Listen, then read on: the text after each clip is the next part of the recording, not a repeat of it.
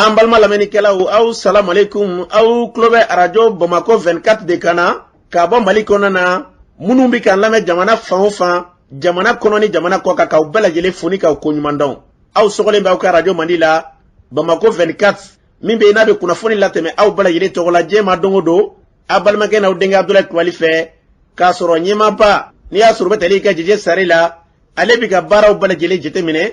k'aw fo ni k'aw koɲuman dɔn faso kɔnɔ ni faso kɔ kan. Dɔwɛrɛ t'aw ma k'aw sigi ni k'aw ka kunnafoni makɔnɔ kunnafoni ni dalilu don tiɲɛ ni Ala ye siran ye kan kunnafoni gɛrɛgɛrɛ anw sigilen filɛ kɛnɛ kan.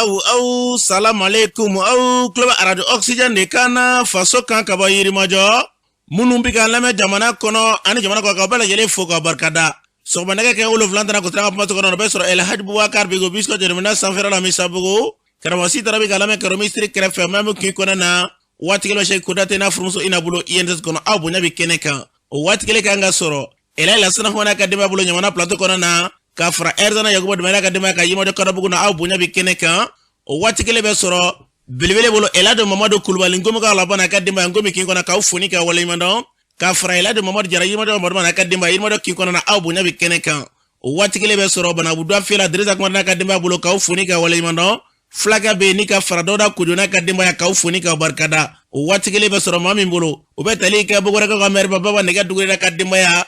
Mayanbugu ani Yirimajɔ i bonya bi kɛnɛ kan ka sɔrɔ ni ya waati jɛdɛmɛ coyi a bɛ sɔrɔ belebele bolo Mime tali ke Syria Dumbuya Muntugula ka merka danga sabara ini ka dimba k'aw foni k'aw koɲuman dɔn o waati kelen bɛ sɔrɔ maa min bolo o bɛ tali kɛ Amari Jara yirimajɔ ka fimani na ka dimba yirimajɔ kin kɔnɔ na ka farali Sise Bakɔnɔ ba yirimajɔ k'aw fe ni ka dimba bonya bi kɛnɛ kan sama kɔla fɔna ka dimba bɛ Jalakɔrɔbugu k'aw foni ka wale ɲuman dɔn Dugulakɔrɔkaw ka Isa Jara Isaba na ka dimba k'aw foni k'aw barikada k'a sɔrɔ Dugulakɔrɔ Saka Jara na ka dimba bɛ yirimajɔ yɛrɛma kɔnɔ ka fara Mori Kulula ka dimba k'aw foni k'aw barikada mi ka do ka fobala na furuga bagarabugu la aw bonya bi kɛnɛ kan sababu ɲuman ba jabelakaw furumuso makɔrɔ kamara misi jabi fajigilakaw fe k'aw foni k'aw koɲuman dɔn o de kan ka bɛn bi kunnafoni lasɔrɔtuma bi ntɛnɛ ye dɔ furancɛ daminɛ do fɔlɔ do bi ntɛnɛ bɛnnen bɛ nazara san an baladan k'a fɔ o kalo fɔlɔ janvier kalo do bi o tile 10 ye ka bɛn 2022 san ma farafingalo min bɛ n'i y'a sɔn n'o ye laseli laban ye an balada k'a fɔ bi o tile 7 ye jate la san kalo 6nan do hijira san 1443 san do dugawu de bi kɛ ala ka ɲɛ ka d'an ma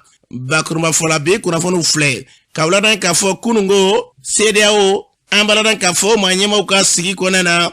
olu ye ka dɔ k'a fɔ ɲagili dɔw ta ka ɲɛsin an ka jamana ma o ko kɛra cogo jumɛn la kunnafoniw ye ɲɛfɔli k'o la an ka jamana kɔnɔna na Mali jamanatigi ale ni ka dɔ k'a fɔ an ka jamana diinɛ ɲɛmaw ye ɲɔgɔn ye dɔgɔ fɔɲɛ in kɔnɔna na da sera ma jamana in basi na lafiya o kan ka taa sira jumɛn de fɛ kunnafoniw ye ɲɛfɔli k'o la an ka jamana kɔnɔ bi min ye ka dɔ k'a fɔ lakanabaliya ye wulikajɔ kɛbaw Gawo marabolo kɔnɔ na dɔgɔ fɔɲɛ tɛmɛnen in kɔnɔ na k'u ye wulikajɔ ta ka ɲɛsin bandi dɔw ka mobili dɔw minɛ ka taa n'u ye ko kɛra cogo jumɛn la kunnafoniw ye ɲɛfɔli k'o la ka taa se bi Bamako kɔnɔna na min ye ka dɔ k'a fɔ 9e arrondissement ye kɛrɛnkɛrɛnnenya polisiso min bɛ n'i y'a sɔrɔ polisiso kɔnɔntɔnnan ye Sɛbɛnnikɔrɔkaw fɛ yen olu ye wulikajɔ ta ni k'u tɛgɛ da maa dɔw kan kunnafoniw ye ɲɛfɔli k'o la lakanabaliya hukumu kɔnɔna na min ye ka dɔ k'a fɔ ɲɔnɔ marabolo ye gɛlɛya dɔw bɛ yen nin waati in kɔnɔna na kunnafoniw ye ɲɛfɔli k'o la ninnu de bɛ kɛ kunnafoni kumaba ye bi ka fara kunnafoni wɛrɛw bɛna fara lasɔ balimakɛ n'aw denkɛ Abdulaye Kulibali ala ka ɲɛ ka d'an ma kunnafoni an b'a daminɛ kunungo CEDEAO maa ɲɛma olu sigira an baladan k'a fɔ kɛrɛnkɛrɛnnenya na an ka jamana gɛlɛya u da sera ka dɔ k'a fɔ wulikajɔw ma ni ka se ka ɲagili dɔw ta ka ɲɛsin an ka jamana ma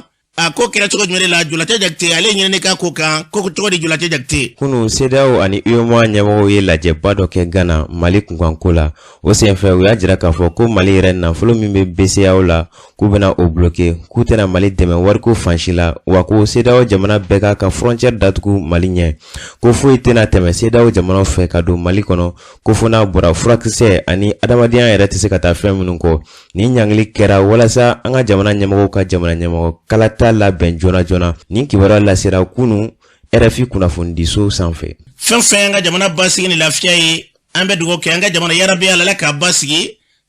ni lafiya ni ko don an ka jamana kelen an ka jamana kɔnɔ na n'an bɔra ye an balana k'a fɔ wulikajɔ ɲɔnɔ kɛrɛfɛ dugu min bɛ yen n'i y'a sɔrɔ n'o bɛ wele ko Musa wɛrɛ k'a dɔn k'a fɔ juma don min ye ka dɔn k'a fɔ marabatigi dɔ olu ye wulikajɔ kɛ ka taa bɔgɔkɛ dɔ k'a tun b'a ka furu la Ngalabajan fanfɛlaw don ka taa sɔrɔ ka furu ko fo ka wulikajɔ ta ni k'a ɲɛnɛma min na o kɔni kɛra so n'u ka mugu ci ɲɔgɔn na o senfɛ jamana lakarama n'o ye Mali sɔrɔsilakaw ye olu cɛmatɔla nana bɛn ma an balada k'a fɔ a kɛra u ni jadiwala tigilamaw ka mugu ci ɲɔgɔn na kɔni o senfɛ kunnafoni y'a jira k'a fɔ ko jadiwala tigilamaw cɛla ko an ka jamana lakanabaaw kɛra ɲɛna Mali sɔrɔsiw ye k'o ye maa saba bɔnɛ u ni na jadiwala tigilamaw la nka ko an ka sɔrɔsiw ka mobili dɔ k'o tiɲɛna min an ka Mali sɔrɔsilakaw ye ko maa dɔw jɔngɛna olu la ni y'a sɔrɔ u bɛ se maa naani bonyanko ma kisɛ k'i ka dɔn n'o ye balperdi ye k'o ye maa dɔ sɔrɔ Ngalabajan kɔrɔ yɔrɔw la kuma min na n'o kɛra lakana tigilamaw kɔni wulikajɔ kɛ o yɔrɔnin bɛɛ lajɛlen la ka maa ninnu ni ka se k'u gɛn ka wulikajɔw bɛɛ lajɛlen kɛ yɔrɔw la ka se ka lakana kɔni k'a minɛ maa minnu bɛ yen n'i y'a sɔrɔ n'olu tun nana gɛlɛ ta ka ɲɛ suma an balana k'a fɔ ko ka maa ninnu kɔ sɛbɛkɔrɔ kɔni ka tiɲɛni k'u kunna kunnafoni na k'i ka dɔn o kɛra so ye u ka sɔrɔ k'u kɔ don an balana k'a fɔ fo nin yɔrɔ in na lakanabaaw kɔni kɛlen bɛ nin waati in na ka se ka lakana sabati o yɔrɔw la kunnafoniw na an bɛ dugawu kɛ an ka jamana basigi na lafiya bɛna sira min fɛ Ala ka jamana in basigi n'an bɔra ye buyagi wɛrɛ kɔnɔ na kunungo an balada k'a fɔ kamalen dɔ ale tun bɛ wotoro la ani fali nana se o y'a sɔrɔ maa ninnu kɛlen bɛ ka mugujugu don o kɔni sera fali sera min ka fali ma sɔn ka tɛmɛ a ye fali kɔni wajibi ci fali ma sɔn ka tɛmɛ a ye fali da cɛ dɔrɔn fali kɔni o kɛra min ka wotoro yɛlɛla mugujugu ka mugujugu wulila o yɔrɔnin bɛɛ lajɛlen la nka min bɛ yen n'i y'a sɔrɔ o kɔni kɛra la nisɔndiyakoba ye ko fali kɔni an balada k'a fɔ a y'o kɔnɔbara yɔrɔ dɔ de sɔrɔ nka foyi kɔni ma kɛ kamalennin na tuma min na n'o kɛra mankan bɔlen kɔfɛ sigida lakanabaa minnu bɛ n'o ye dodolakaw olu wulila ka na o yɔrɔ la olu sera waati min na olu kɔni y'a sɔrɔ i ka dɔn k'a fɔ nin kɔni de don u ye mugujugu wɛrɛ k'o tun bɛ yen yɔrɔ jan fɛ dodolakaw ye fɛɛrɛ kɛ ka o mugujugu ka tila k'o fana ci ka bɔ yen maa caman ka fɔ la bi ko i ka dɔn maa ninnu kɛlen bɛ ka mugujugu de don yɔrɔ dɔw la nka ni fɛɛrɛw b'a la ile tera ka sigi ka tɛgɛ di ɲɔgɔn kɛ k'i ka dɔn k'a bɛɛ lajɛlen bɛ bɔ an ka jamana ka tila ka bila basigi minɛ kɔnɔ an bɛ dugawu kɛ Ala ka kɛ ten n'an bɔra ye an balona k'a fɔ min ye ka dɔn k'a fɔ anw ka jamana maa ɲɛma kɛrɛnkɛrɛnnenya y'a sɔrɔ o ye colonel Asimi Goyita ye ale ni diinɛ ɲɛmaaw kɛrɛnkɛrɛnnenya ka taa se an ka jamana marabaaw kɛrɛnkɛrɛnnenya maabaw ma o ye ɲɔgɔn ye ka dɔn k'a fɔ dɔgɔfɔnya in kɔnɔ na o senfɛ an balona k'a fɔ da sera kuma caman ma jamanatigi bɛ yen n'i y'a sɔrɔ Asimi Goyita ye haminanko min b'a la bi Mali ka ɲɛtaa la jamana ɲɛmaa dama dogow la a ye kuma min fɔ ni diinɛ ɲɛmaaw ka lajɛrɛ la jamanakuntigi an ka yɛrɛ lamɛn. hali bi minnu bɛ grève hukumu kɔnɔna la a ka kuma hali bi bɛɛ k'i basigi ni heure na don min na a bɛ kɛ bɛɛ ye mais dɔɔni dɔɔni de don a bɛ kɛ dɔɔni dɔɔni de ka taa fo a kɛ bɛɛ i ka hakɛ sɔrɔ donc ka hakili sigi kuma d'aw ma bi bi in na gouvernement ka laɲini ye fɛn saba de an bɛ ka baara k'o de kan a fɔlɔ fɔlɔ o ye jamana ka basigi ye jamanadenw ka lakana a b'a dɔn kɛlɛ ye mɔgɔ caman bolo ka dugu la caman bɛ Bamakɔ yɛrɛ donc fo buna ka baara k'o kan olu mɔgɔw ka segin ka t'u ka yɔrɔ la n'i y'a lajɛ nin kilo damadɔni kɔnɔ gouvernement minɛn min san armée ye mata n'a fanga na Mali kɔnɔ mun tila ka minɛn san Mali armée san kelen kɔnɔ mais a bɛ ka kɛ aw ka impôt de a bɛ wari min sara jamana ye a b'a kɛ jamanadenw ka wari de kan o de y'a to jamanadenw ka kan ka lakana diyagoya donc o lakanani an tɛ mɔgɔ ɲɛda filo la an bɛ se ka fɛn kɛ pour que maliyɛnw lakana an b'o de kɛ a tɔ o ye ko wɛrɛ ye k'a fana bi kɛlɛ tɛ an ni mɔgɔ cɛ gɛlɛya ma ni mɔgɔ cɛ parce que an bɛ ka maliyɛnw ka hakɛ mun kɛlɛ kɛ o de gɛlɛya ma ni mɔgɔ cɛ sinon gɛlɛya foyi tɛ ni mɔgɔ cɛ o kɛlɛ fana an b'o de kɛ parce que n'an m'o kɛ nafa t'an na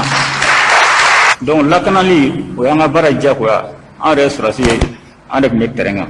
donc n'i ye sɔrɔdasikɛ kɔni sigi politique kɛnɛ kɔni o yɔrɔ gɛlɛyali nana filanan o ye ka président kura sigi mais président kura sigili ga b'a la a gama yɔrɔ ye min ye président kura n'a sigira a ka sigi basigi kɔnɔna la mun b'a to mankan tɛ kɛ président kura a ka sigi mun b'a to n'a nana gɛlɛya bɛ gɛlɛya la o tɛ k'ale ɲɛ bilen parce que n'i ye fanga yɛlɛma ninnu bɛɛ ye c'est comme mɔgɔ min bɛ bɔgɔ sin ka kɛ bin kan i kɔni bɛ baara kɛ o y'a to an ko a y'a to gɛlɛya minnu bɛ yen transition ko gɛlɛya caman kɛlɛ ka fanga bin mun b'a to ni président kura nana a b'a sɔrɔ gɛlɛya ma ca ɲɛ a b'a ɲɛsin a ka baara ma o b'a to an tɛ segin an kɔ bilen ka pa kelen kɛ ka taa ɲɛfɛ ka pa ta kan ka segin fɛ o man ɲi jamana ko la caman fɛnɛ kɛra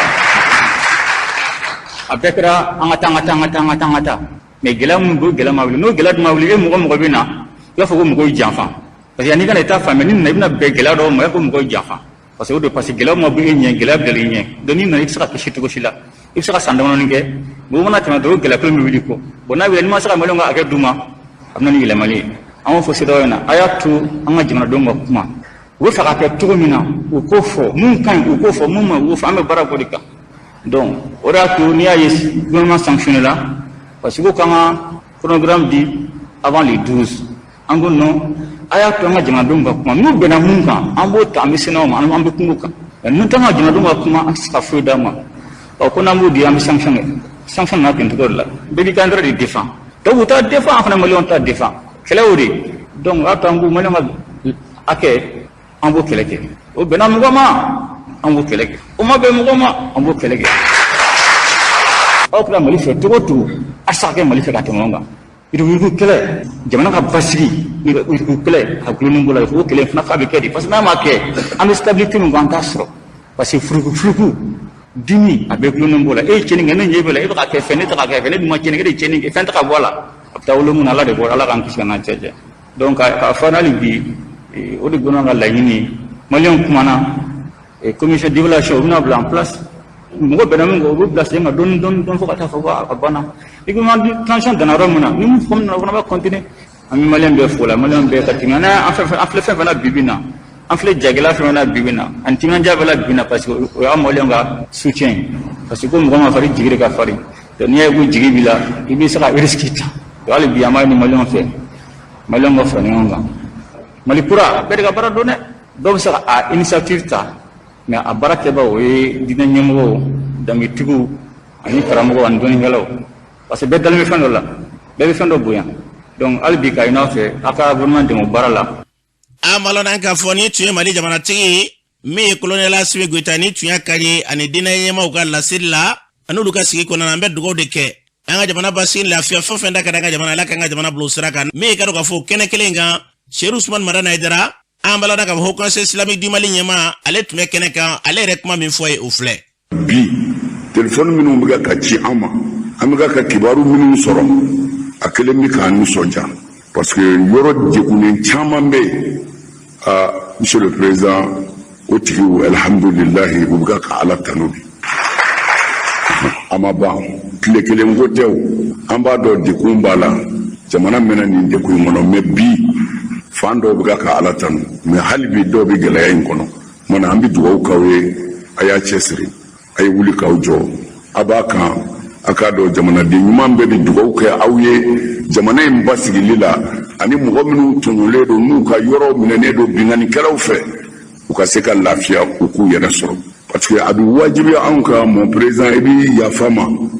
anw ye diinɛ ɲɛmɔgɔw ye o tɔgɔ de bɛ an na anw ka ko ma nɔgɔn lahara Ala b'an ɲininka parce que Ala y'a wajibiya anw kan an ka faamaw bonya maa o maa n'i ye silamɛ ɲuman ye i tɛ se k'i ka fanga dɔgɔya mais sariya b'a wajibi ka i ka tiɲɛ fɔ i ka fanga ye n'a jɛngɛnna alors o de b'an bila kuma ninnu na o y'anw ma wajibi ye parce que an bɛ ɲininka a la lahara a ye faamaw bonya mais a ye tiɲɛ fɔ n b'a dɔn a b'a la mais a ye dɔ fara a kan. an b'a lɔn k'a fɔ ni kun ye Seydou Ousmane Madani Aidara Haut Conseil islamique du Mali ɲɛmaa an bɛ dugawu kɛ fɛn o fɛn bɛ yen n'i y'a sɔrɔ n ka jamana ɲɛtaa ye Ala ka Mali bila o sira kan n'an bɔra ye Mali ministre ɲɛmaa Dr Choguel Kokala Mayiga ale tun bɛ san 5 ani 40 la o tɛ dɔwɛrɛ ye an balima kerecɛnnakaw ye kɛnɛyasoba dɔ ni ka t'o jɔ o kurumukari baaraw ka t'o kɛnɛ kan o senfɛ min ye ministre ɲɛmaa ye Dr Choguel Kokala Mayiga a ye kuma min fɔ san o filɛ. n nana siɲɛ fɔlɔ kuranko ni jiko la bi église catholique ɲɛmɔgɔw olu de ye hôpital ba in dilan miliyari 1 ni miliyɔn 400 u y'o kɛ u tun b'a fɛ gouvernement yɛrɛ ka n'a ye k'u fo o la ka inauguration kɛ n nana ka église ɲɛmɔgɔw fo k'u fo dante foli min na hôpital kelen tɛ dɛ n'a ye jateminɛ kɛ ni kumaba o kumaba n'a wulila Mali kɔnɔ église b'i da dɔ a la cardinal Jean Zerbo y'a fo kosɛbɛ parce que ni hôpital in a bɛ fɔ ko église y'a jɔ mais en réalité sankaw bɛɛ bɛna furakɛ église in kɔnɔ maliyɛnw yɛrɛ bɛɛ bɛna furakɛ église donc u ye min dilan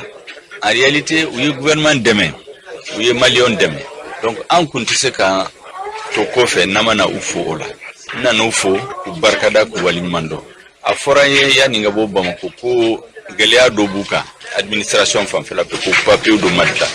n k'u ma k'u ka délégation bila ka taa Bamako parce que gouvernement de transition b'a fɛ maa o maa ni initiative ɲuman b'a la ni idéw b'a la n'a b'a fɛ ka fɛn ɲuman kɛ Mali la a kana n'a fɔ fiyewu ko papier ko yurugu ko de y'a bali a ka kɛ parce que olu de bɛ jamana jɔ initiative bɛ mɔgɔ minnu la par exemple olu ye hôpital jɔ yan dɔw yɛrɛ bɛ se ka fɛn wɛrɛ sigi ka kɔlɔn sen ka école-so jɔ ka siraw bila yɔrɔ dɔ la donc an nana u fo o la ka église ɲɛmɔgɔw bɛɛ fo à travers ka Mali chrétienw bɛɛ fo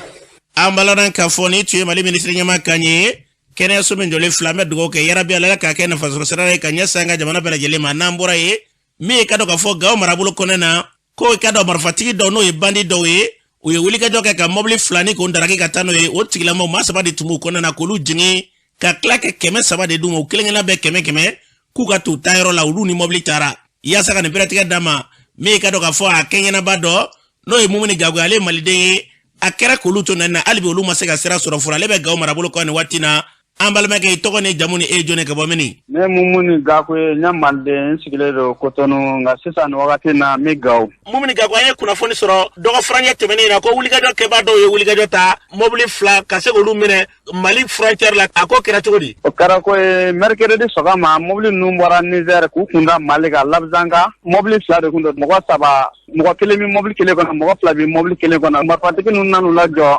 4 km Labzanga k'u ka téléphone minɛ n'u ka wariw k'u ka mobili 1 d'u ma u ye 300 de d'u ma u bɛɛ kelen-kelen 100 k'u ka taga u taa yɔrɔ la ka taga ni mobili ninnu na n'u ka wariw n'u ka téléphone mobili ninnu ye mobili sugu jumɛnw ye voiture de kun don u bɔra Kotonu u bɛ ka na Gawo maa minnu ye nin kɛ maa sugu jumɛn kun don mɔgɔ 6 marifa b'u bolo mɔgɔ 2 b'u moto kan jalamugu melenge b'u kunkolo la pandiw o yɔrɔ ninnu na lakanabaw t'o yɔrɔ la ye wa lakanabaw bɛ nka u ye nin mobili ninnu minɛ dɔrɔn u ye burusi kɔnɔ sira minɛ ka taga kɛr'u tagalen Ablaye an bɛ yɔrɔ min na insécurité bɛ yen koyi depuis vendredi jan passé an caman de bɛ cour kɔnɔ an tɛ se ka na Gawo ka sababu kɛ insécurité an tɛ se ka taga ka bɔ Labzanga ka na Gawo escorte de don Gawo n'o tɛ i tɛ se ka taga n'i taara dɔrɔn u b'i lajɔ k'i ka mobili minɛ la n'i ka fɛn bɛɛ mobili caman jeni bɛ sira kan Labzanga ni Gawo cɛ camion caman ni voiture a caman jeninen don sira fɛ insécurité bɛ yɔrɔ na Ablaye a tɛ bɔ an ye tile 10 ɲɔgɔnna de kɛ an bɛ Labzanga ka sababu kɛ insécurité i tɛ se ka tɛmɛ sɔrɔdasiw de bɛna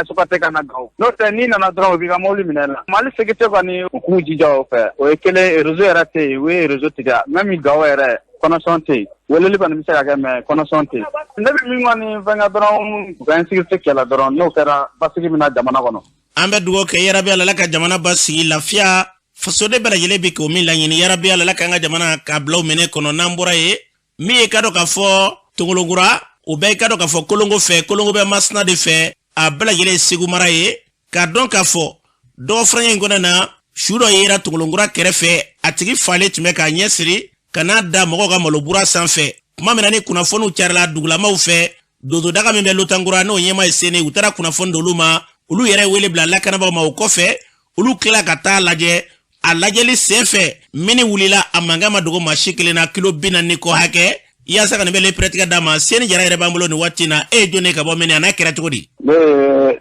Seni Jara ye o sigi bɛ Lota ne ye Kolongo doso k'i ɲɛmɔgɔ ye Seni Jara an ye kunnafoni sɔrɔ ko jumadon ko su dɔ yera aw ka dugu dɔ kɛrɛfɛ n'o ye Tongolongura ye ko su in ko u kun kɛlen bɛ k'a fa ka mugujugu don n'a ka bila ko a ka mɔgɔw magara la ko mugujugu wulila n'a ka mɔgɔw ye a ko kɛra cogo di n bɛ Ala tanu alamisa Tongolongurakaw de ne wele k'a fɔ n ye ko su dɔ k'u kɛmɛ k'a danbɛ malobura sanfɛ ko nka k'a dacogo man ɲi ne k'u ma k'u t'a lajɛ n'u ye dɔnyɔrɔ sɔrɔ a la u ye ɲɛmɔ k'u taara ka taa lajɛ k'u ma se ka dɔnyɔrɔ sɔrɔ a yɔrɔ jan ko sabu a ɲɛ sirilen don k'a da kɔnɔ kan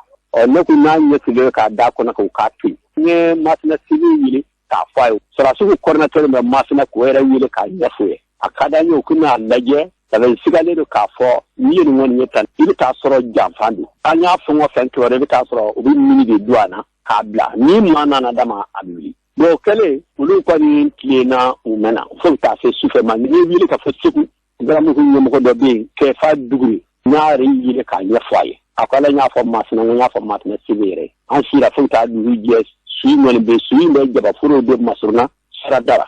dugu jele ne ko ngoni ngoni bara en karatu na fita sunu ga ka yara usra na ka bwana ne ko ma an ga bara en fita ne da biranga ma do labe ku blakta ku ta fe laje ala ta ne mu honnani labe ko ulu blakta ku ta sui na sakata laje min nyam do an ga saka sido ulu ko ne tara ye mai ngoni mamunu be manu bulo mayo masya de nga yesu ni sinsi mai ka da kono ka jere ti dara bulu ko ni nana wi fera ko ni ka fo atinye fiu fuke manadi bala ke kera ulu ko tara suin ta fiera ma na be ke mu ya ke ko sa ko nangai ni su ta si ma ta sama ani miniki bilinu bela jele ulu wo suye mbale joyo ulu ko ni bo fu e kala ma ni la ko nera bembe ta nelo blagta nera tisi fo ka bakula mo gina ke ne yiri yemma ngama mu kara dai ala ka kara ne ko ma na ni befla hala tasma bara hala mu ko fini mina matu yeruma la ni ngoni kilatira ke fe ngoni jere ka fokuru foku na dinga tla foku dole to dinga dara ke be to ka bara ku to feje yemmo sigi aka muto ta kana nya fani abara de kara fan ko kara juma mami fale kudo atigi amasaka buguna tika don atise ke don sabe nuru ko sira ka yele nabi ko sene yara ruku fili fili bada abido ni mu woni vinya na minute ma siko ni tie ko ri sebe sibine kele sara ka flenye o take minute ko te kilometre binani yana sebe ke ma sene kera fa yora do ko buru ne wili kuri ma ga dome sibla ko fa wili la sizani wala wili la mbe wani ka fonyana ko mangane ni mu fo am je kan tege da ay nyoma bani ni bole ba fa yano nga wili la ni kachira ni ngon ya fala an fa hali jami je ki do kala an ci ko bawi ambe dugo ke yara biala fɛn ka dɔ ka fɔ kasara ye ala kan kisi ma an ka jamana kɔnɔ na ni tu ye seni jara kan ye ka bɔ lutankɔrɔ a fɔra cogo min na jamana in basigi lafiya ala kan ka jamana bilo minɛ kɔnɔ n'an bɔra ye min ka dɔ ka fɔ sɛbɛnnikɔrɔkaw fɛ yen 9e arrondissement o polisilakaw k'i ka dɔ san yɛlɛma kɔnɔ na o n'a kow do olu ye tɛgɛ da bagazon dɔw ka kɛrɛnkɛrɛnya n'i y'a sɔrɔ misizon dɔw ye ka se ka minɛni ta ni ka ɲɛ suma o baara in kɛra cogo min na u ka commissaire ka dankan n'i y'a sɔrɔ Bakari Dumbuya ale b'a ɲɛfɔ an ye an ka lamɛn. Ne tɔgɔ ye Bakari Dumbuya, commissaire Dangan 9e na Sɛbɛnnikɔrɔ. A bɛ tile dama bɔ an ka cɛdenw nabɔ seli ɲɛkɔrɔ baaraw ni 31 ni Noël o baaraw kama. Donc o hukumu de kɔnɔ u sera ka u ka turu ka yala la ka bɔ misitigi dɔw kan parce que an ye cɛ 3 sɔrɔ misi caman b'u bolo mun tɛ ko kɛta ye kɔrɔlen an b'a jateminɛ Sɛbɛnnikɔrɔ misiw bɛ sira tigɛ de ka taa u kunna Mandenya fan kan mais nin don in na ne ka cɛdenw nana jateminɛ k'a fɔ ko misi min bɛ cɛ 3 in bolo ka ca misi 20 ani kɔ ye donc o misi 20 ni kɔ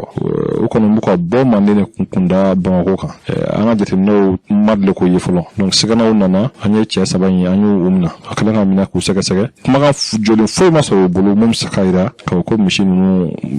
u b'a dɔnbaga dɔn ou bien u dɔnbaga jɛra a nali kan Bamakɔ donc an kɔni y'u minɛ k'u latɛ ɲɔgɔn fɛ yen k'an ka t'u dayɛlɛ fo ka taa se bi ma an ma se ka ɲɛ sɔrɔ misitigiw la ɲininkali fɛn fɛn kɛr'u la u ma se ka taabolo foyi d'an ma mun bɛ se k'a yira k'a fɔ ko misi ninnu bɔyɔrɔ jɛlen don donc an kɔni ye u ka papiyew dilan ka t'o di an ka procureur ma k'a yira Bamakɔkaw n'u a lamini bɛɛ lajɛlen na ni mɔgɔ kɛra bagantunni surtout misiw n'i b'a hakɛ dɔn i b'a marquew dɔn i ka wuli ka s'an ma 9e kɔnɔ voilà donc an ka ɲininkaliw fana k'i la parce que a tɛna ta ka d'i ma ten k'a fɔ ko e nana k'i ta don ɲininkaliw bɛ tila ka kɛ fɛntigi fana la bon n'o ɲininkaliw kɛra la an jateminɛw yira k'a fɔ k'i ta don alhamdulilayi. An baladan k'a fɔ ni tun ye commissaire Dangan Bakari Dumbuya ni tun y'a kan ye u y'a fɔ cogo min na kekuya dɔ bɛ sɛ namara feerema ye n'u bɛ taa so wulikajɔ min b'olu fɛ e ka dɔn wulikajɔ kɔni k'a dɔn k'a fɔ min ye ka dɔn k'a fɔ Segikɔnɔnduga ɲɛ bɛ fɛn min na Filenkɔnɔnduga ɲɛ t'u la u ye wulikajɔ kɛ cogo min na ka se k'u tɛgɛ da nin kan an bɛ dugawu kɛ yarabi Ala ka nin ɲɔgɔnna fɛn bɛ jamana kɔnɔ na Ala ka fura b'a kelenya bali yɛlɛ ka woro ɲɛma u bɛ se ka tɛgɛ da u kan cogo min na n'an bɔra ye min ye ka dɔn k'a fɔ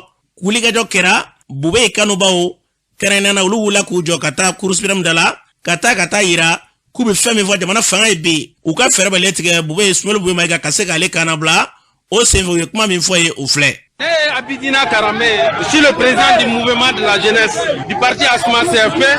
En dans la Cour suprême la ganzante qu'on fait côté parce que Kiri damine la Cour suprême de Amine. Au lieu de Amine Kadatugu, anti afo yana pouvez manquer amena ka blaka so bomba là c'est un problème. Ba ngogo sisa n'a tora ye n'a mɛnna a ka bana bɛ juguya an siranna mun ɲɛ o de kɛra donc kunun an bɔra an taara an ka président ɲɛna ji cira an ɲɛna président fasara président man kɛnɛ propagande kuma tɛ dɛ cɛ man kɛnɛ a bɛ saya ni balo de la ji cira anw ɲɛna an ko o ni sigi tɛ se ka bɛn quelqu'un qui a perdu plus de 25 kilos comme o tɛ sɔn téléphone ka don politique kuma tɛ propagande kuma tɛ ni téléphone tun bɛ se ka don a bɛ yɔrɔ min na an tun b'a filmer mɔgɔw tun b'a ye o tun bɛ bube mun dɔn ani bube mun bɛ lahala la mun na n'o y'a ye bi o de la mɔgɔw tun bɛ da la mais an mun y'a ye vraiment nin ni sigi tɛ kɛ ka bɛn depuis président minɛna an ma deli ka mɛn ko asma jeunesse ko an bɔra kɛnɛma nin y'a siɲɛ fɔlɔ de ye ka bɔ parce que an ye mun ye n'an ma wuli k'an jɔ ayiwa ni fɛn mun y'a sɔrɔ ala ka n'a cɛ jɛnya n'an ka président bɔra an bolo Asimi ka su de don cour suprême y'a minɛ bube ye maa min ye a tɛ boli bɛɛ b'o dɔn a ka so bɛ yan a ka parti bɛ yan a ka denbaya bɛ yen bube ye mangɛnɛ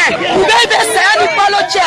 ko ka bube ye bila ka taa furakɛ an nan'o de la maliyɛn bɛɛ de ye kelen bube ye jɔyɔrɔ caman ɲɛ Mali ɲɛ n'u bɛ mun kɛ u k'o kɛ bube kɛri de b'a la a kɛri ekopere la a bɛ siɲɛ caman bɔ infection b'a la bana caman bɛ bube yi la u ka fɛɛrɛ kɛ u ka bube yi bila a ka taa furakɛ c'est ça que an veut évacuer bube a ka taa furakɛ docteur de ko ten ko olu tɛ se ka bube yi furakɛ k'a sabu kɛ bana min b'a la fura t'u bolo Mali kɔnɔ yan ni ko ye bube yi sɔrɔ a bɛ juguya ka tɛmɛ nin kan vraiment an tɛ kɛlɛ fɛ Mali kɔnɔ a man ɲi Mali ma CEDEAO ka pression b'an kan CEDEAO ko k'u bɛna embargo kɛ an yɛrɛ dama ka embargo kɛ ɲɔgɔn kan vraiment c'est terrible. an balona k'a fɔ ni tun ye Asma denmisɛnnakaw kan ye an ka jamana basi ani lafiya Ala ka Mali bila o sira kan n'an bɔra ye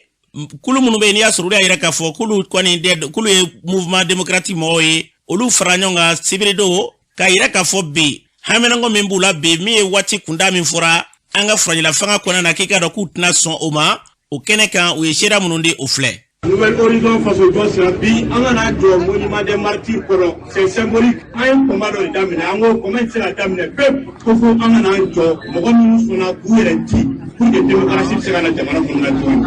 parce que mɔgɔ dɔw de sɔnna en 91 dɔw de sɔnna k'u joli di dɔw de sɔnna k'u yɛrɛ di donc adamadenya tora la bon ni point kelen sanfɛ an ka se ka kunba foyi daminɛ ko n'an mana o daminɛ o point kelen k'an jɔ k'a ɲɛsin o ma ka hakili latigi k'a fɔ k'u de kɛra 91 ni ko dɔw ɲininka u bolo k'an bɛ siran de ou bien ko ko dɔ bɛna empêché k'an bɛna dɛsɛ ka bɔ min b'an kɔnɔ k'a fɔ maliyɛnw ɲɛna an tɛ siran mɔgɔ ɲɛ ko marifa b'i bolo an tɛ siran mɔgɔ ɲɛ ko wari b'i kun an tɛ siran mɔgɔ ɲɛ k'a fɔ k'i bɛ ka mɔgɔw manipuler k'i bɛ se ka ko dɔ ta ka ɲɛsin an ma malifɛnw kɔnɔna na an pɛrɛnlen don k'an yɛrɛ diya la parce que y'a fɔ kuma daminɛ na ko dɔw sɔnna k'u yɛrɛ di olu sanna maliko la bon anw ka san maliko la tɛ foyi tiɲɛ an ye k'a f'u ye k'an t'i sɔn k'an t'i sɔn an t'i sɔn sisan ma an t'i sɔn sisan ma an t'i sɔn sisan ma ni mɔgɔ bɛ sisan na i bɛ tenir bila k'i présenter élection na i bɛ don politique la i bɛ parti créer an t'i sɔn sisan ma o kɛra jama t'i sɔn a la Mali y'an bɛɛ lajɛlen de ta ye. Bi an bɔra ka na transition min bɛ sen na an bɔra ka na an ka dusumangoya yira n'o ye chronogramme minnu y'a présenté CEDEAO la ko 5 ans ko k'o de d'u ma k'a sɔrɔ an ye 18 mois d'u ma o 18 mois mana fara 5 ans kan o b'a kɛ 7 ans de ye san 7 an tɛ se k'o kɛ marifatigi ka fanga kɔnɔ. La dictature, le népotisme, le révisionnisme. Bamanan ko mbugara nsomɔgɔw ɲɛna o tɛ kisama bɔ. Bana mun b'an na bi kɔnɔdimi tɛ ɲɛdimi de don an bɛɛ lajɛlen ɲɛ b'a la. Transition ko san 6 ko k'o fara olu ka baara kan. Ko musokɔrɔbanin ma ko sɔ bɛ ka daga fa a bɛ ka dɔ wɛrɛ ko k'a k'a la. A tɔ ma kɛ fali ka di du ye. Donc an bɛ mun ɲini u fɛ u ka ni san 6 ye a tɛ passé. A tɛ passé Mali kɔnɔ bi a tɛ passé Mali kɔnɔ sini. Fɔ ni tun ye mouvement démocratique mɔgɔw ye sibiri dɔw ye bɔli min kɛ an bɛ dugawu kɛ jamana in basi na lafiya Ala ka an ka jamana bila o sira kan n'an bɔra ye min ye ka dɔn k'a fɔ wulikajɔ kɛra ka dɔn k'a fɔ point G kaw fɛ min ye ka dɔn k'a fɔ olu ka kɛnɛya baarakɛlaw kɛnɛya olu y'a yira k'a fɔ bi na kɔni k'i ka dɔn ko gɛlɛyaba bɛ olu bolo cogo bɛɛ lajɛlen la u ka kɛtaw la n'i y'a sɔrɔ dɔw ye sarako ni u ka primukow ye min ye ka dɔn k'a fɔ u ka kuma u ye kunnafonidilaw wele ni ka ɲɛfɔli k'u ye fo de ka ca ale b'a ɲɛfɔ an ye an ka lamɛn. Mɔgɔw bɛ baara la point centre Covid la a bɛ kalo 5 bɔ bi u ka sara ma di u ma et puis sara min ni baara ɲɔgɔnya min b'an ni ɲɔgɔn cɛ o ye dalakan de ye a ye taa baara kɛ aw bɛ sara o dalakan sara o ye jumɛn ye o ye n'aw ye garidi kɛ Covid la aw bɛ sara 2000 kalo médecin maintenant mɔgɔ minnu ye infirmier olu bɛ sara 1,600 minnu b'o dugu ma olu bɛ sara 1,400 hygiéniste o bɛnkan min man cɛ dakunna k'a sɔrɔ an tɔɲɔgɔnw bɛ centre tɔw la Bamakɔ yan pont kelen kan jamana kelen na sariya kelen na contrat de bɛ olu bolo n'i ye dɔgɔtɔrɔ ye i bɛ sara yɔrɔ wɛrɛ la yɔrɔ dɔw bɛ ka mɔgɔ sɔrɔ sara 400,000 francs u bɛ ka hygiéniste sara 300,000 francs maintenant u bɛ ka infirmier sara 250,000 kɛ hygiéniste sara 200,000 francs an bɛ nin bɛɛ kalama mais o bɛɛ kɔfɛ anw sɔnna ka baara kɛ an faso ye banabaatɔw hinɛ kama ka baara kɛ o kalo 5 sarabaliya kɔfɛ mɔgɔw y'a fɔ contrat t'an na yɔrɔ tɔw la contrat bɛ mɔgɔw la mais ni a bɛ min kɛ la a ye papier kɛ an na parce que an bɛ baara min ko y'i sɔrɔ i yɛrɛ kun ye nin baaraba in na bana bɛ taa la k'a bɛ yɛlɛ la an bɛ sacrifice la don o don a ye papier kɛ mɔgɔw la administration y'a jira an na u tɛ se ka papier k'an na o dɔrɔn tɛ wari in sarako la fana ko an k'an danbe bila wari in ye kalo 5 dutigi min bɛ baara la a bɛ ka na don o don sɔgɔma a bɛ bɔ so cogo min na ka na e t'o dɔn ni e ka jaabi kɛra k'a fɔ o tigi ye k'o k'a danbe bila wari in k'o ka taa baara kɛ ani k'o ka s'a yɛrɛ la k'a yɛrɛ minɛ o tigi dun mɔgɔw b'an na minnu ni directeur yɛrɛ bɛ taa si san na a denmanw dɔw bɔ a dɔgɔbanw dɔw bɔ mais baaraɲɔgɔn bɛ anw na minnu bɛ taa si san na ni tɛ kuma min kan ka fɔ olu ye dɛ an kɔni bolo lamɔ min bɛ anw na o t'anw permet an ka kuma muru ta ka ɲɛsin ale ma mais an ko kuma fɔcogo ma tile ka ɲɛsin an ma parce que adamaden bɛɛ b'a yɛrɛ danbe jɔ o sɛbɛnniw kɛra ka di a ma ka ampliation kɛ k'a ci ministre ma ministre yɛrɛ y'a wele k'a ɲininka min ministre tun nako fɔlɔ dɔ kɛ yan o tun y'a fɔ a ye k'a ka sara kɛ mais o bɛɛ la sara ma kɛ mais a ma kɛ kun min na ale kelen de b'o dɔn directeur kun bɔra k'a fɔ ko ko bɛɛ bɛ ka marcher ka sɔrɔ ko bɛɛ kun tɛ ka marcher mɔgɔw ye contrat demander a n'u ka sara ko ni baara bɛ taa siɲɛ wɛrɛ k'a daminɛ janvier la a ye contrat kɛ an na o kun ye baara kun dɔ ye mais depuis an ye ɲɔgɔn ye laban min kɛ ni anw tun ko k'an bɛ baara bila ka taa o la fɔ bi fo n'a kɛra sugo la n'o tɛ ne hakili t'a la k'u ye an wele k'an ɲininka ko a ye na baara kɛ an bɛ contrat di aw ma o la wariko in tɔ an b'a lajɛ a bɛ sara cogo min o bɛɛ bɛ mɔgɔninfin dusu suma mais an bɛ bali mun na ko contrat bɛna di mais k'a bɛ di mɔgɔ wɛrɛw ma ko mɔgɔ minnu ma don kɛrɛfɛko in na fiyewu k'u bolo mɔgɔw de ɲini ka na. an balɔrɔ k'a fɔ nin tun ye Fɔdekan ye ka bɔ point G fɛn fɛn ka dɔn k'a fɔ bɛn ni kelenya ya ko kɔnɔna na yarabiya la ala k'u bɛɛ lajɛlen bila basi lafiya k'u kɛ bɛnɲɔgɔnya k'aw taa tɛgɛ da takunda kelen na mais ni sokɔnɔfɛn tɛ min ye ka se k'a bila basi ani lafiyaw minɛ kɔnɔ n'an bɔra ye min ye ka dɔn k'a fɔ IRD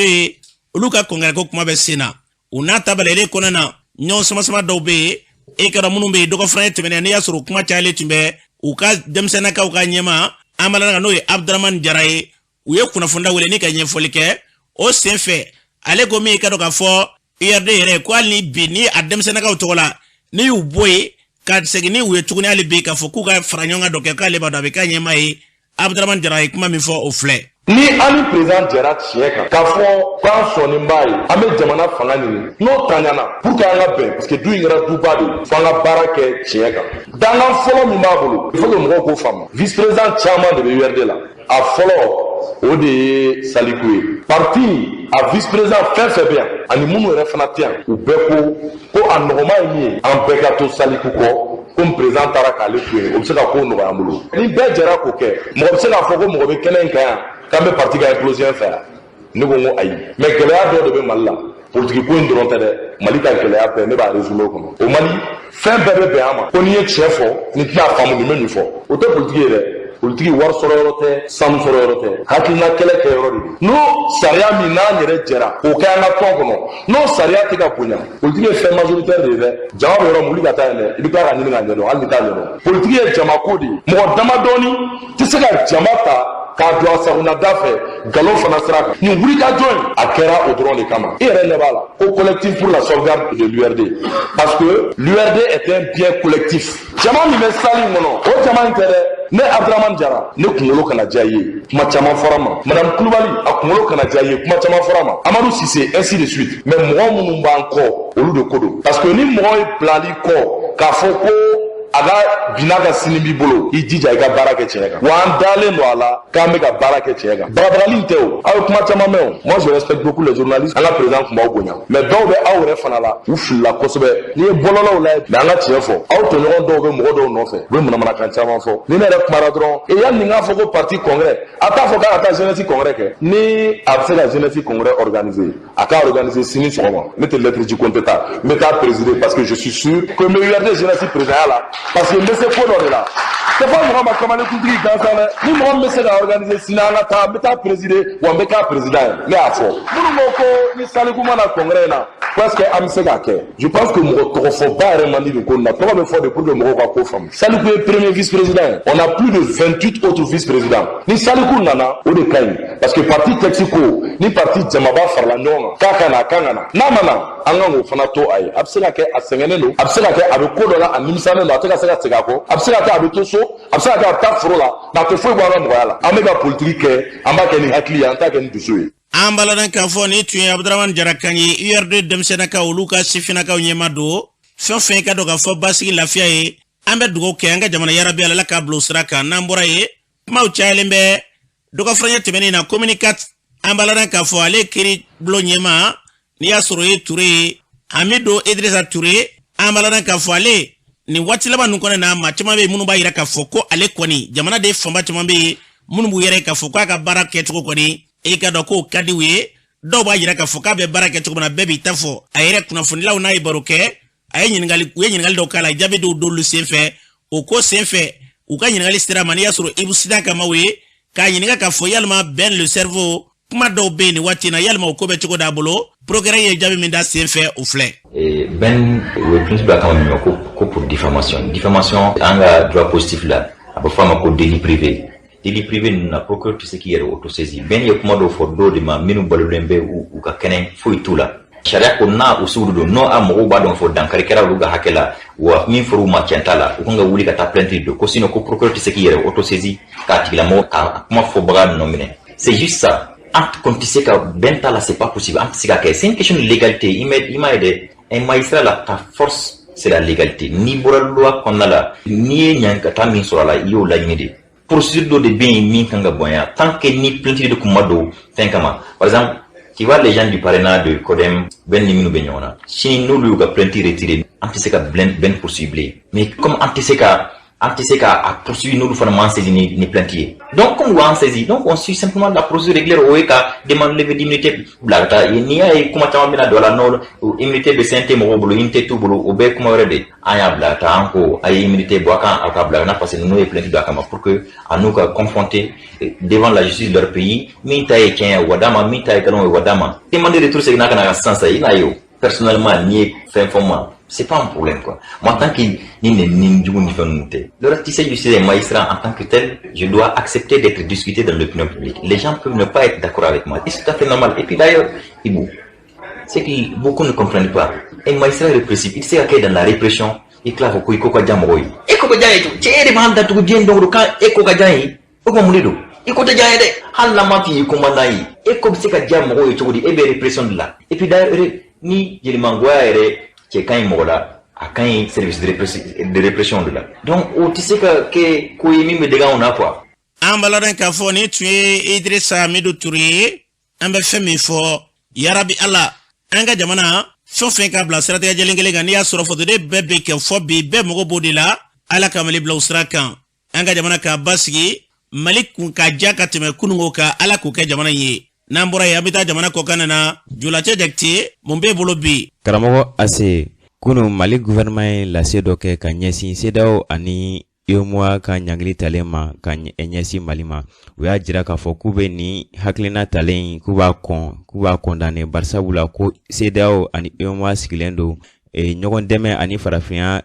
kilinya haklina demeli de kan wa ko Mali surasu bala ka se soro bambagaciu kan wakati mina ko wakati kelen ko CEDEAO ani UEMOA bala ka Mali nyange kube Mali den bela jelen wele kata basigi ma wa ko fere bela jelen talendo wala sa fɛnw be don an ka jamana kɔnɔ cogo mina o kana se ka jɔ o kɔfɛ an bɛ taa Nigeria araba ani alamusa tɛmɛlen kulu marifatigi cɛ 100 ani dɔɔni minnu bɛ tun bɛ moto la olu ye dugu 10 kɔni ci Anka ani Bukuyum marala Nigeriakaw fɛ u tilala k'u ka baganw ani u bolofɛn nafamaw cɛ ni ka sɔrɔ ka tasuma bila ni dugu ninnu bɛɛ lajɛlen na Nigeria ministre min ka baara bɛnnen don adamadenya ko ɲɛnabɔli ma n'a bɛ wele ko Sadia Umar Farouk ni kibaruya lasera o fɛ sibiri tɛmɛlen o kɔfɛ an bɛ taa Chad parti politique tɔn min bɛ wele ko transformateur olu ye lajɛba dɔ kɛ sibiri tɛmɛlen N'Djamena ballontan terrainba dɔ la min bɛ wele ko Stade Idriss Mahamat Ouya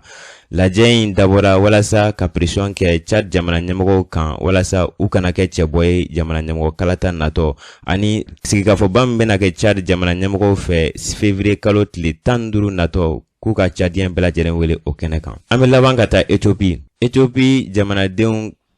minnu tun bɛ kaso la politiki ko sira fɛ. Éthiopie premier ministre Abiy Ahmed ye olu bɛɛ lajɛlen olu dɔw amnistie juma tɛmɛlen. O kɔrɔ de ka yamaruya di k'u dɔw bila ka bɔ kaso kɔnɔ. Mɔgɔ minnu bɛna bɔ ni kaso ninnu la parti politique tɔn ɲɛmɔgɔ dɔw b'a la minnu yɛrɛ tun nɔ minɛlen bɛ ka sabu kɛ k'u tun b'a la ka jihadi wale kɛ Éthiopie jamana kɔnɔ. Karamɔgɔ Ase nin bɛ dansigi an ka bi kokan kunnafoni la. An bɛ dugawu kɛ yarabi Ala an ka jamana yarabi Ala ka taa se jamana wɛrɛw ma basigi lafiya o se masaramani Ala k'an bɛɛ lajɛlen lafiya an ka sigidaw kɔnɔ la. Nin bɛ dansigi kunnafoni na bi ka barabali ile tɔrɔ citonu b'a bolo jabilakaw furumuso Romakɔrɔ Kamara ka bolo da ka nin ɲɛnatigɛ dɔn tɔgɔ la ɲɛmaso kunna sango jabi bɛ ne ka kɛrɛfɛ maa min bolo ye fana ka wa kagalɔkɛ jɛma ye Musa Fana kunnafoni fara ɲɔgɔn kan Siri Kulubali Mohamɛdi Samake ale ma kɛnɛ sɔrɔ Julaja Jakite ka taa se Umu Danbɛlɛ Abulayi Kulubaliw de tun bɛ aw ni caka kulomajɛ la ka to bɛ nin kan a kan bɛn sini nin kɛnɛ kelen kan.